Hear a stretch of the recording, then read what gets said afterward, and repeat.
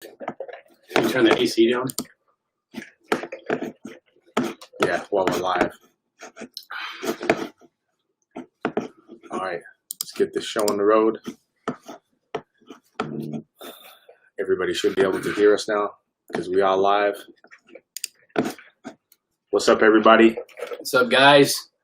Shout out to Sonic. John trying to get some sponsorships. Trying to get some sponsorships. I mean, since we're going that way, shout out to Fit Aid. Yep. Jordan just killed us in a workout, and he's like, "Hey, man, let's go do a live." Hey, man, got to do what you got to do. It's been a crazy day. We're trying to hydrate. Yeah. Kids, school all day with kids. Basically the same things that all you guys are probably going through too. Taking kids through school, or you're a teacher yourself, and it's even crazier than having kids because you're teaching a bunch of kids online and doing a whole bunch of hybrid stuff and all different types of things that you're doing. So yeah, anyways, glad to be checking in with you guys. We took 6 weeks or something like that. A 6-week hiatus. Part of that was that we kind of felt like social was getting kind of crazy.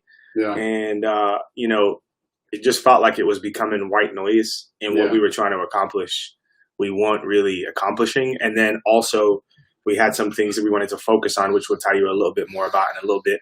And so as a consequence, we decided, hey, let's take some time. Yeah. Let's take a breather. Everybody else probably needs to take a breather from social anyways. I think some of the narratives started to become a little bit repetitive too. You know what I mean? Like hammering on the same thing over and over again. Yeah, maybe. I felt like people needed to take a little bit of time and process everything that's been going on in culture, So I think pushing the pause button on everything we were producing content-wise felt like appropriate, just to kind of take a breath and pause and re-engage. You know what I mean? For sure. That's how I was feeling anyways. Yeah, for sure. And so, yeah, man, it's been, as you guys know, when we kind of cut things off, we were in the middle of having a conversation about race, and obviously things have continued in that direction, and there's more conversation, and what's cool is there's more things happening now, which is awesome. Leonard, what's up, bro? What's up, man? There's more things happening in our culture. There's more movement and different things of that nature. We got an election coming up. We got all the stuff with the police. We got schools opening or not opening. You know what I'm saying? Businesses opening or not opening. And we're not even talking about the rest of the world. We're just talking about the U.S. Yeah. And so anyways, crazy times. But we hope you guys are well. We hope you've stayed healthy. We hope that your family is well. And yeah, we're just grateful to start re-engaging again. So we'll be re-engaging on a weekly, having these conversations like we were having before, having guests on, producing more content. But what I wanted to kind of do is just catch you guys up on what we've been up to. So other than you obviously being homeschooled dad, me walking, and bro, how crazy has it been with these kids, bro? It's been insane. I mean, I have a lot of respect for teachers now.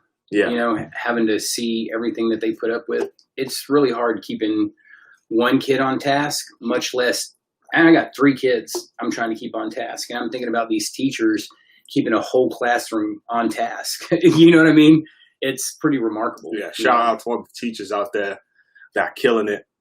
Keeping 20, 30 kids, 30 kindergarten kids on task. I don't even know how y'all do it. I'd die.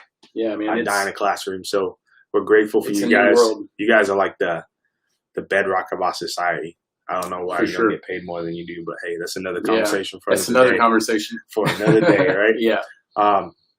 So yeah, you've just been taking care of the kids. I've been grinding on work, and then we've been working on this project behind closed doors. And basically, when COVID hit, because as you guys know, we were already moving more into the digital space. We had everything going on campus, and that will continue. We want it to continue whenever campus opens back up. But the question right now is, when will campuses open back up? Right? When will schools be back in play? When will kids be in classrooms again? And then further after that, when will schools allow visitors on campus again? Because it's one thing to have students back in class. It's another thing to have visitors on campus, right? Who you don't know where they're coming from. You have no way to control. I mean, think about that. I mean, the local union here shut down fall sports. I know that sports are ramping back up in other areas in Phoenix. Yeah. But where we're living in particular, there's nothing going on. But I mean, the schools and whatnot, like that whole system. Yeah. They literally canceled fall sports for high schools. And so what's the news on that starting back up? I think it's kind of in limbo right now. I think it's January. I think that's what they're planning, but Yeah. who knows? I mean, Who you got knows? college football. Like right now, the only conference that's going to play is the SEC or whatever. Really? If the SEC shuts down, like my friend said, if the SEC shuts down, we should be afraid. Yeah. Because that's, you know, the college football conference. But Well, as you guys know, we were working on digital platform. We've had the digital platform up and going, RLTK PHX, and obviously we were producing content on there. We have the influencer group. Shout out to those of you that are influencing Gen Z, trying to engage them, build relationship with them, build trust with them, and have deep, meaningful conversations with them that produce fruit in their life and your life. But what we realized is, as COVID, just before COVID hit, what we realized we needed to do is put more tools in the hands of students and not just influencers. So yes, we want to put tools in the hands of people that are influencing Gen Z, but we also wanted to put tools in the hands of the students themselves because they're going to influence each other. And so we started to think to ourselves, man, how can we do that? Would a digital platform work for Gen Zers? And then the conclusion that we came to is probably not, right? They're not going to log in to a browser the same way like I would as a millennial, you would as a Gen X, right? They're not going to do that. They want apps. They want an app. And so we decided, hey, we should probably push the green light on building an app. And what we thought to ourselves was like, hey, we'll do that in like a year's time. Yeah. Right. And then COVID hit, everything shut down. Yeah. And then as everything shut down and we kind of took a breather and pressed pause on what we were doing online, we thought to ourselves, man, why don't we just do this right now? Like there's nothing stopping us from doing this right now. And so we decided to green light it right now. And so behind closed doors, what we've been doing is building an app. And so essentially this app that we're creating, and we kind of stumbled upon this the other day while we were watching something. So, you know, our tag has been preparing people of influence to engage a Generation Z. But we want to change that to connecting people of influence to engage a Generation Z. Yeah. And so the reason for that is because we're going to create an app that is filled with content and has a social aspect to it as well. And so what that means is you guys who are influencers will be able to use the content that's being produced on there. And the cool thing is we've got influencers from all around that are going to be producing content for the app. We've already got over 100 videos made. We've got blogs that will be coming in that these guys are going to be regularly contributing. And we have some other features that we're going to be working on as well. But basically, it's going to be a place where you can come engage with other people from other spaces who are trying to influence Generation Z and consume content, not just from us, but from other people that are influencing Gen Z as well. That's the reason for the social aspect of it, right? Like if you think about an app, the two major concerns that you'll have that I think about is the kind of content that's being posted on the app. Is there going to be nudity? Is there going to be false claims? Are there going to be lies on there? And then are there going to be real people on the app? And I think that's bots, right?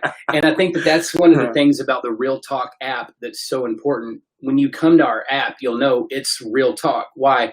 Because the content that's on there, we are the guardians of that content. And the people who come and are on the app, they're not just consumers of the app, but they're actually content producers on the app. And part of that comes through the posts that you make, the conversations that you have. And we're in beta right now. You know, we're kind of experimenting with it, but it's definitely going to have a content creation app where we are dropping Real Talk content on influencers who are on there that are also dropping their content. And that's what's cool why we said connecting influencers, right? We're not just preparing you. We're not the ones with all the wisdom to prepare all of you influencers, right? What we really realized is that a lot of these influencers around here have a lot to offer. And what if we could connect them all together? We could really all get on mission to reach the teens here in the Valley. Because think about it. And beyond, bro. What's it going to be like trying to get a teenager to come to your building? It's going to be really hard, right? And sometimes, you know, we think about like if your whole occupation has been trained in learning how to get kids to come to a building. It's a really tough space right now for a lot of youth leaders because you got to be creative in how you're engaging. And if you think about it. And that's if your building's even open. If your building's even open. And think about it like this right now on social media, there's Facebook and everybody's on Facebook, like trying to give their content, and you're a youth pastor and you're giving your content out. But one of your friends, you know, or one of the kids in your youth group's friends has also posted something, maybe a picture of their girlfriend or a friend or something like that. And it's kind of hard to pay attention to youth pastor Joe or Billy or whoever when this kid's posted some content of a young lady or a young man or something like that that's attractive, right? Like, so you're competing on other apps. And so what we're hoping is, as influencers come to our app and the Gen Zers come as well, we're going to connect the two in a way that they interact with one another in a safe space. That's what we created on campus, on clubs and physical space, and we're hoping to recreate that there on the app. Yeah, so right now what we have is we have the influencing Gen Z piece. So there'll be an influencer project piece on the app, which will be specifically for influencers, so parents, teachers, coaches, pastors, leaders in the community that are influencing young people. And then there'll be another piece, employers, that's specifically for Gen Zers. So we'll have content tailored towards them. So they'll have their own communities connected in a safe way that we're going to do it. And then what, like John's talking about, there's some iterations, there's some things we want to develop, some ideas we have that we want to move towards in the future to create even more connectivity between mentors, influencers, and the younger people as well. Because what we know to be true is that this generation wants people who are older than them speaking into their lives, but they want people that they can trust. They want people that are going to give them wisdom and not just clout chasers, right? Like not people who are trying to build up their clout. Yeah, not people who are just going to tell them what to do, but actually are going to work with them and discover what to do, who are going to give them wisdom and insight and not just try and impress their point of view on them and get them basically to be a mini them. You know what I'm saying? A 2.0 version. They don't want that. Yeah. And so we're trying to create this space where these types of things that can happen. So we're super excited about it. We feel like it's the next step, the next evolution in what Real Talk is. Like I said, we still want to be on the ground, but we want to equip other people to be on the ground as well. Like you are where you are. We're not where you are, right? But what we can do is connect and we can influence each other. Like we're hoping that we're going to help people learn and grow, but we're going to learn and grow as well. Yeah. I'm excited to go on the app and learn from other people who are seeing different things, who are posting different content and different threads, who have different ideas about different things. Like, one of the things I really want to see this year with what we're doing is to get more real and more raw, right? So we want to continue to talk about all the difficult issues, but really dive into those things. We're going to have like threads specifically just for issues, politics, LGBTQ, all the stuff that people don't want to talk about. We're going to have spaces specifically to have that conversation around that topic. And the whole goal of that isn't to have another space for people to argue and beat each other over the head. To learn from each other. Yeah, to learn and grow from each other. There's going to be people in this app who have different perspectives, who have different ideas about what is right and what is wrong. And we're not there to start a fight. We're not there to fight with people, beat them over their head and tell them what they should and shouldn't do or believe. But what we want to do is create a space where, like the same way we have on campus, where we're all mutually discerning what truth is together, right? Because what we want to do is take ideas, take positions, and find what we have in common, scrutinize them, and find what we have in common as well. That's where the relationship aspect which is built, massive, right? Because at the end of the day, what it is about is relationship. At the end of the day, all we have is each other. And that's what we're seeing right now in this cultural moment, right? Like social media is tearing us apart. And if we don't think about our social media habits and we don't really start thinking like, man, how can we use social media to bring each other together?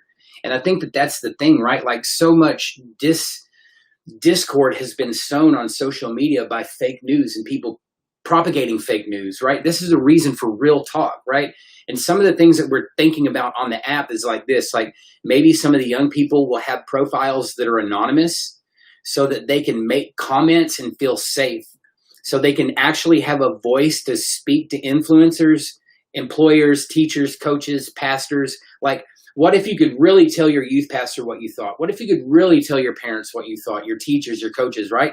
So we give them anonymous profiles where they can speak, they can ask questions, and then the influencers really have to engage, right? And this is the point of the app.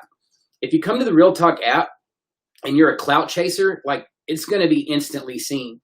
What does it mean to be an influencer to a young person, to anyone, right? And so when we're thinking about the content and the people who are in there, this is the thing that we're trying to build up our audience with. And we want you to be a part of it, but we want you to invite other people to be a part of it as well. And so we're going to have these real conversations. We're going to have this safe space. And like Jordan's saying, man, there's so many different things that's going to come. But right now we're just really excited. Yeah, so we're just excited to get this thing going. We even want a space for you guys' feedback and ideas. Yeah. So we'll create a place in the app where you guys can give us feedback and ideas on things that we should add or do or not do. and we'll take those all into consideration. And if there's good ideas, we're going to use them. Once again, we don't have the corner on truth or wisdom or good ideas. And so we're hoping this is a community that everybody can feel like they own and are a part of and can help build and contribute to, as opposed to a space where you come and, what, like you said, kind of have to like cloud chase or get your market share. And exactly. All those different types of things. If we're mutually coming together around this idea of connecting as influencers, right? Having conversations about difficult things and influencing the next generation, I think we'll see some really cool things happen as a consequence of this app.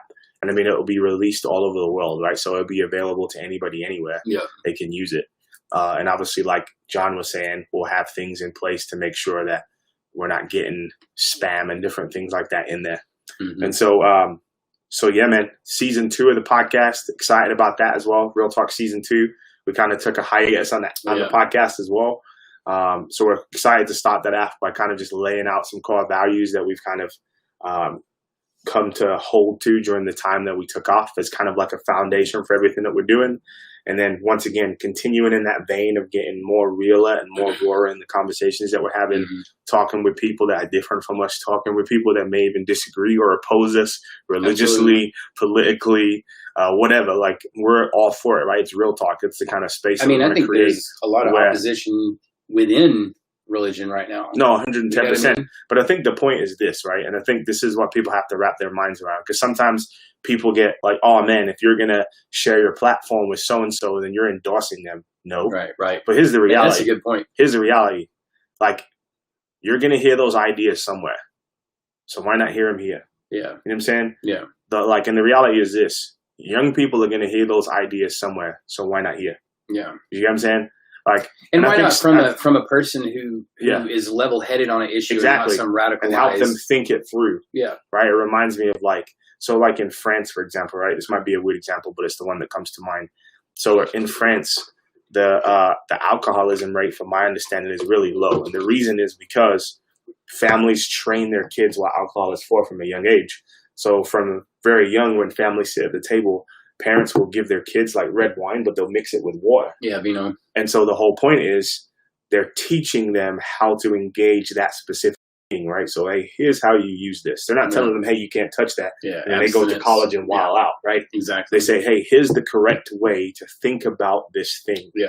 And so that's, I think, in our culture today, that's good. We can get really afraid of certain things in our culture. And so we don't teach people how to think about them the right way, how to feel about them, or give them a framework for even understanding, right, and processing how they think and feel about them. We just say, hey, don't touch that. I mean, this is the whole hypocrisy. You know what I'm saying? This is the whole hypocrisy of, in my view, the evangelical conservative complaint about what's happening in culture right now with the cancel culture.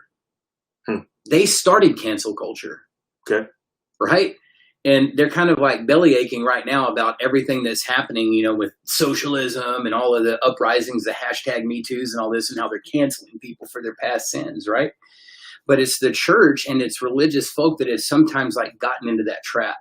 And I think that that's what we're trying to say. As far as people who have grown up in the church, who have grown up and seen things happen, we're in this cultural moment right now where I think the app is so important, because all that's happening right now on other platforms, on other apps, is it's fighting and it's contention, right? And so how can we create a space where people are really kind of saying, man, we're throwing our swords down and we're pounding our swords into plows. You know what I'm saying? We're done fighting. We're done saying I'm canceling you because you're religious, or, because you're an atheist, or because you're we're all trying to get through this world and figure it out together. Some of us have landed on religion and believe that to be the thing that is the truth. But if that's something that you believe, that has to be a genuine conviction of the soul, right? And there's plenty of people out there that don't want to fake it, right? They want real, but they don't want fake. And so there's this sense of authenticity and culture that is being longed for. And I think that that's kind of the rebuke right now. I think if all the Christians had rose up maybe against Donald Trump in 2016, or had rose and said, no, the same way they did for morality when it was President Clinton, and the moral majority was standing up and saying the most important thing in leadership is your morality. Had they not compromised and at least stuck to that, right? Then I think we'd be in a different position right now as religious folk. And I think that that's why the Real Talk app is so necessary, because our roots are in the church, our roots are in religion. But as much as we've been on campus and engaged students, we've engaged a lot of non-Christians and non-religious people at all. But what we found is many of those people are searching for truth. They're trying to figure this life out. And so when you engage people in that way and you want to have a conversation with them and you want to influence them towards truth, I mean, you can't really be drawing lines in the sand. And what it seems like you have a lot more in common than you actually think. If that's you'll true. be honest with yourself. That's true. If you'll be honest with yourself, you'll figure that out. So yeah, that's what we got going on. Yeah, man. We wanted to just drop in tonight, not for super long, but yeah, we're stoked. We're excited. We may not seem super excited right now after that workout, but I'm excited to get this thing going, to get you guys in there, to get you guys using it and watching the content and giving us feedback and you guys sharing each the app. other and sharing the app. Yeah, again, into the hands of people that you know it's going to be beneficial for. Once again, what we're creating is free. We want to keep the things that we're creating free, 99, $0.00. That being said, you guys help us keep it free. Yeah, you guys help us keep it free, and the way you do that is by supporting us and becoming a Real Talk founder. So I'll drop that on our pages pretty much in a little bit today. But basically what that is we're looking for people who believe in what we're doing, believe in what we're creating, want to be a part of this community to support it. And the way that we're looking at it is, in this day and age, none of us are rich, right? No. So, but we can all chip in and give a little bit to basically build something that we're building together. So on the Real Talk Founders page, we got like options to give like $3, $5, $7. And we're just thinking, yeah, man, if this is something that you're enjoying, if this is something you're enjoying being a part of, and want to see it continue to grow and want to help us continue to be able to produce more stuff and have more people on the team and get more people to contribute. At the end of the day, resources, and particularly financial resources, are always going to be something that we're going to need and benefit from. And so for us, it's a labor of love. We'll do it whether we get a bunch of money doing it or not, right? Like, we love doing this. And that's why we live together. Yeah. I mean, we decided 2 years ago, going on 2 years ago, that we didn't want to take money for ourselves. The reason Jordan and I live together is because we wanted all of everything that comes into Real Talk to be into Real Talk, building out whatever we were doing in the ministry that originally became the digital platform, but now it's turned into this app. And so we're going to keep doing that. And there's other things that we're doing, to earn income and things like that. But this Real Talk app, this thing that we're doing, this is really for students. This is really for young people. So that, think about it like this: you're a young person and you don't have maybe access to certain people that other young people do in certain parts of town. You pick up this app, you download it, and you're getting just good inspiration from people, and you're in an app where those people want to connect with you, right? And so it's this thing that has the potential to really help us reach a lot of people. And as you guys adopt it and you influence the young people in the app and they continue to share it, it's like, think about the single mom that's sitting at home and she doesn't know how to have a conversation with her kid about depression, and she can't afford to take him to, some kind of place to get help. But there's a conversation kit in there that they can start a conversation over. And then there's other people in there who are mental health care practitioners or spiritual leaders or just caring people, caring adults. And boom, they're right there, and they can drop in a comment and say, hey, I'm really struggling right now with my teenager. Is there anyone who can help me? Right? And they get connected in one of our groups or something, one of our tribes. We're trying to figure out the language on that. But we're really trying to plug people in, trying to, like we said, connecting influencers. And so we want you to dream with us and see it. And that's the point, if you can afford the app and you can give and you want to, it's not even about that. It's about that mom who can't, right? It's about that kid who doesn't have the same opportunities. And like we said, we're on this app. We're building it out. We are the founders, but we need you to help us make this thing really pop, to make this thing go. And like we said, some of you got a few dollars. I think I heard an old pastor one time said, like, I've never had a man give me $1 million, but I've had 1 million people give me about $1. You know what I mean? And so if every one of us are giving in and chipping in a little bit, just think like we had this T-shirt thing earlier this year that said, "Together we can." Like, reaching all the kids here in the Valley seems impossible for Real Talk or for any group out there that's trying to reach and change kids, the Department of Child Safety, any one of them, and they're being criticized, right? But together we can, right? All of us play our part. All of us play a role. And so really that's kind of our goal with the app. We're just trying to play ours. So anyways, all right, well, we love you guys. We'll be back next week, and we'll start diving into content. We'll probably have some podcasts coming out probably at the beginning of the week, maybe at the end of this one or the beginning of the next. You want to tell about the podcast being mostly audio now? Oh, yeah. So basically we decided to make the podcast audio only. Reason for that is people were telling us they were just listening to it. I mean, that's mostly we're getting listens, and we've got so much content coming out in the app in video form. We thought to ourselves, and it's such good quality because we got our friend AD. Shout out to AD. AD, we're never going to record a video again because it just doesn't make any sense because it'll look stupid compared to what's about to come out.